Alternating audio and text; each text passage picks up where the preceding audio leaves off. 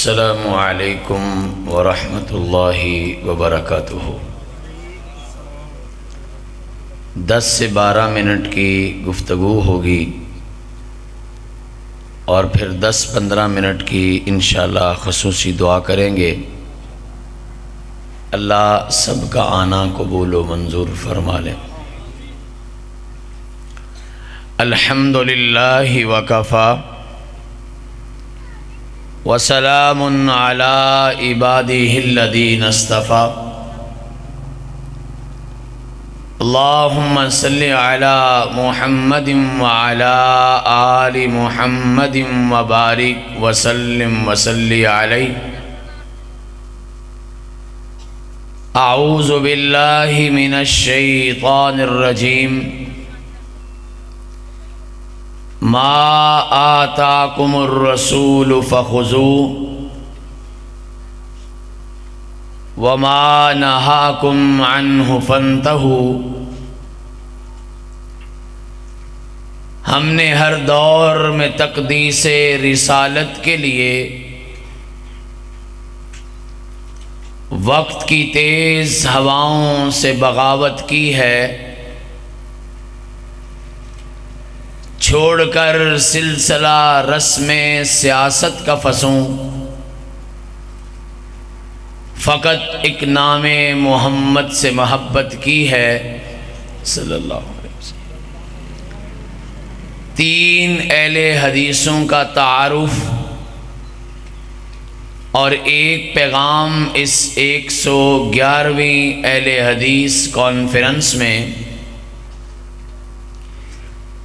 آج اتنی سی ملاقات مقصود ہے۔ ایک اہل حدیث جس کا نام عبداللہ ابن عباس ہے رضی اللہ تعالی عنہما، کائنات کے امام کی وفات کے موقع پر ان کی عمر صرف 9-10 سال ہے۔ عمر چھوٹی ہے، سوچ بڑی ہے، فکر بہت بڑی ہے۔ کہا اللہ کے دین کا کیا بنے گا؟ انصاری صحابی سے مشورہ کیا، ہم کائنات کے امام کی حدیثوں کو جمع کرتے ہیں۔ کہا رہنے دو، بڑے لوگوں کا کام ہے، کرتے رہیں گے۔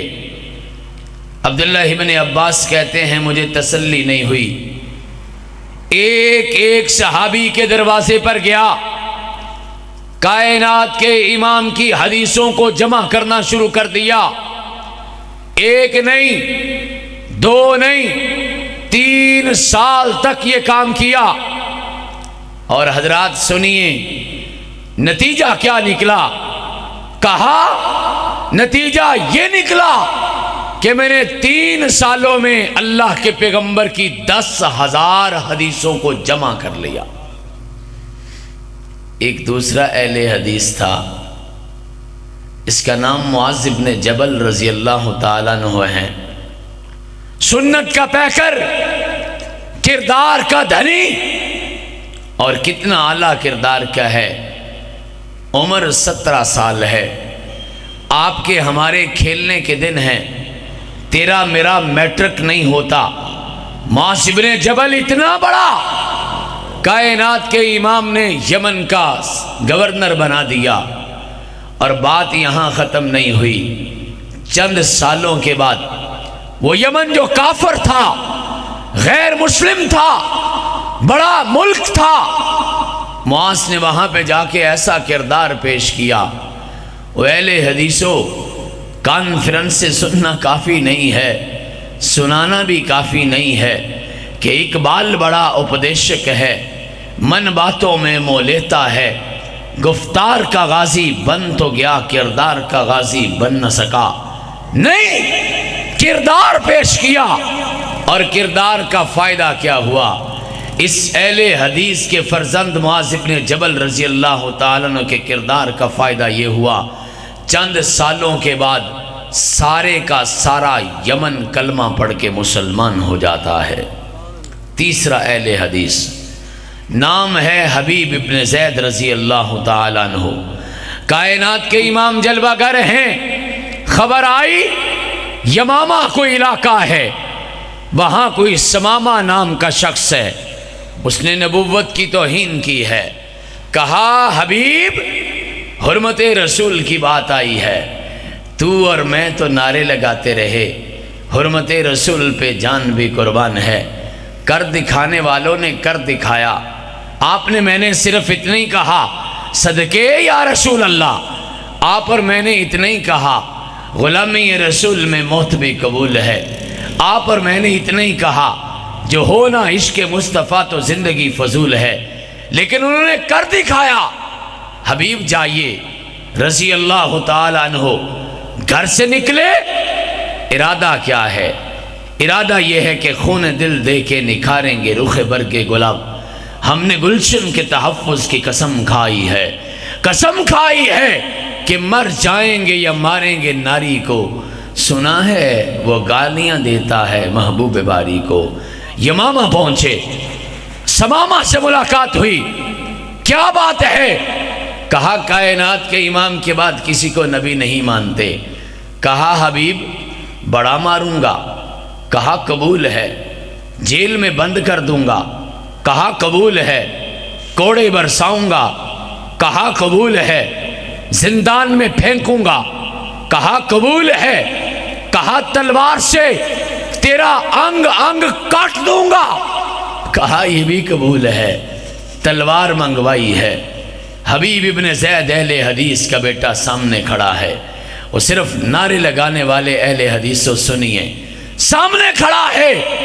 کہا اب بھی بات بدل لو، کہا نہیں سب کچھ مانگ لیا ہے تجھے خدا سے مانگ کر، اٹھتے نہیں ہیں ہاتھ اس دعا کے بعد کہ دنیا میں احترام کے لائق ہے جتنے لوگ، میں سب کو مانتا ہوں مگر مصطفیٰ کے بعد صلی اللہ علیہ وسلم۔ کہا بدلو، کہا نہیں تجھے نہیں مانتا اسے ہی مانتا ہوں، کہا تلوار مجھے دو۔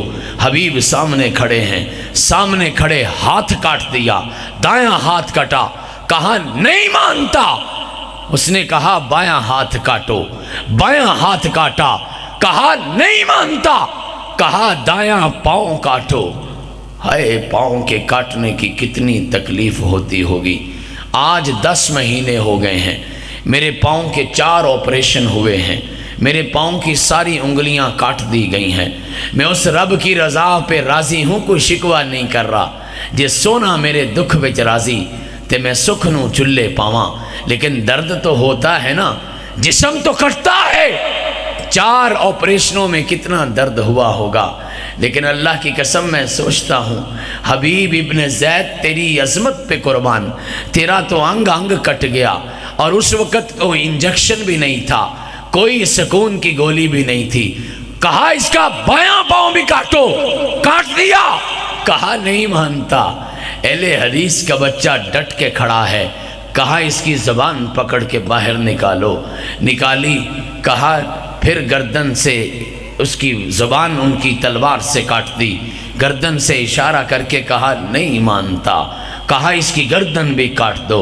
حبیب ابن زید کی گردن بھی کاٹی، لیکن حرمت رسول پہ جان بھی قربان کرنے والے نے اللہ کے پیغمبر کے بعد کسی کو نہیں مانا، اور ثابت کر دیا کہ اہل حدیث وہ ہوتا ہے جو حدیث کی قدر بھی کرتا ہے، حدیث کو عمل میں داخل بھی کرتا ہے، اور حدیث پہ اہل حدیث قربان بھی ہوتا ہے۔ قربان ہو گیا، واپس مدینے میں خبر آئی، لوگ بھاگے بھاگے آئے۔ زید کی، حبیب ابن زید کی والدہ محترمہ کا نام ام کلثوم انصاریہ رضی اللہ تعالیٰ عنہ ہے۔ ماؤں کا کلیجہ کتنا نرم ہوتا ہے، ہمارے اس سائبان کے اس پار بیٹھے لوگ بتا سکتے ہیں ماں کی ممتا کیا ہوتی ہے۔ آپ اور میں نہیں جانتے، ایک مدت سے میری ماں سوئی نہیں تابش، میں نے ایک بار کہا تھا مجھے ڈر لگتا ہے۔ اولاد والے بیٹھے ہو، ماں کے سامنے آیا تو ماں نے جملہ ایسا کہا، اللہ کی قسم فیصل بھائی بھی آگے، اللہ کی قسم سونے کا پانی لاؤ، وہ سیال کوٹ والو سونے کا قلم لاؤ، وہ سیال کوٹ والو سونے کی کاغذ لاؤ، اور اس جملے کو لکھو اللہ کی قسم یہ جملے کا حق ادا نہیں ہوتا۔ کسی نے خبر دی ماں تیرے بیٹے کا انگ انگ کاٹ کے تجھے اسے شہید کر دیا گیا ہے۔ واہ ماں تیری عظمت پہ قربان۔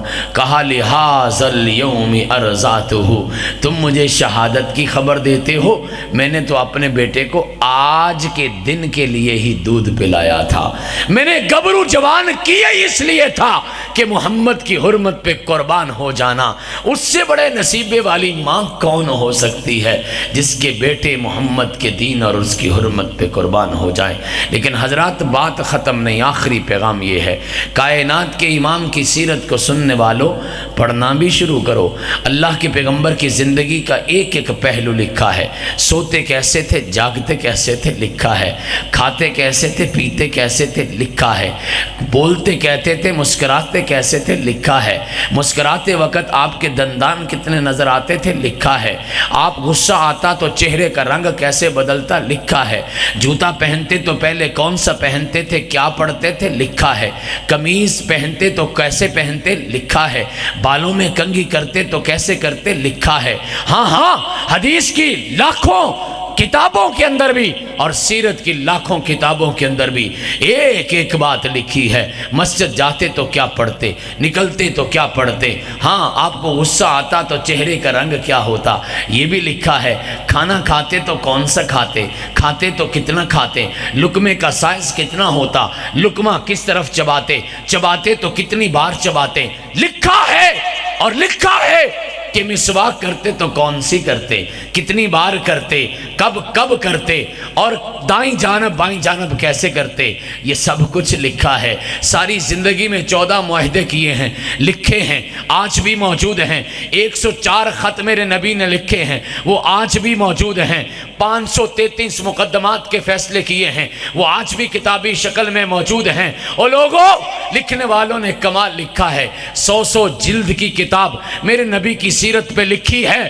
میں آپ سے ہاتھ نہیں کھڑے کرواؤں گا، کتنے ہیں جنہوں نے پیغمبر کی سیرت پہ کوئی ایک کتاب پڑھی ہے؟ تو آؤ نا آج اپنے رب کے ساتھ وعدہ کرو، اگلے سال کی 112ویں کانفرنس سے پہلے انتظامیہ والے بھی، آنے والے بھی، سنانے والے بھی، سننے والے بھی، انشاءاللہ کم از کم ایک سیرت کی کتاب لازمی پڑھیں گے۔ پڑھو گے نا انشاءاللہ، اور دیکھیں گے کہ میرے نبی کے صبح و شام کیسے تھے، شب و روز کیسے تھے، اٹھک بیٹھک کیسی تھی، چلت پھرت کیسی تھی، آنا جانا کیسا تھا، غصہ مسکرانا کیسا تھا، نماز انداز کیسا تھا، واز الفاظ کیسے تھے، یہ سب کچھ پڑھیں گے اور پھر ہماری محبت ان کے ساتھ دو چند ہو جائے گی۔